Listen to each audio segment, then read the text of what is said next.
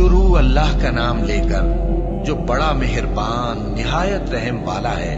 جب سورج لپیٹ لیا جائے گا اور جب تارے بے نور ہو جائیں گے اور جب پہاڑ چلائے جائیں گے اور جب بیاہنے والی اونٹنیاں یوں ہی چھوڑ دی جائیں گی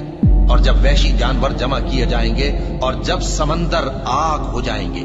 اور جب روحیں جسموں سے ملا دی جائیں گی اور جب اس بچی سے جو زندہ دفنا دی گئی ہو پوچھا جائے گا کہ وہ کس گناہ کے سبب قتل کر دی گئی، اور جب اعمال کے دفتر کھولے جائیں گے اور جب آسمان کی کھال کھینچ لی جائے گی اور جب دوزخ کی آگ بھڑکائی جائے گی اور جب بہشت قریب لائی جائے گی،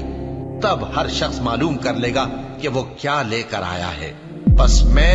ان ستاروں کی قسم کھاتا ہوں جو پیچھے ہٹ جاتے ہیں اور جو سیر کرتے اور غائب ہو جاتے ہیں، اور رات کی قسم جب وہ پھیلنے لگتی ہے، اور صبح کی قسم جب وہ نمودار ہوتی ہے، کہ بے شک یہ قرآن اس فرشتہ عالی مقام کا سنایا ہوا پیغام ہے جو صاحب قوت ہے، مالک عرش کے ہاں اونچے درجے والا ہے، سردار ہے،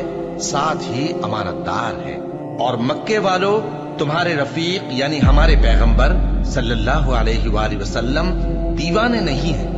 اور بے شک انہوں نے اس فرشتے کو آسمان کے کھلے کنارے پر دیکھا ہے، اور وہ غیب کی باتوں کے ظاہر کرنے میں بخیل نہیں، اور یہ کسی شیطان مردود کا کلام نہیں ہے۔ پھر تم لوگ کدھر جا رہے ہو؟ یہ قرآن تو تمام جہانوں کے لیے نصیحت ہے، یعنی اس کے لیے جو تم میں سے سیدھی راہ چلنا چاہے، اور تم لوگ کچھ بھی نہیں چاہ سکتے مگر وہی جو اللہ رب العالمین چاہے۔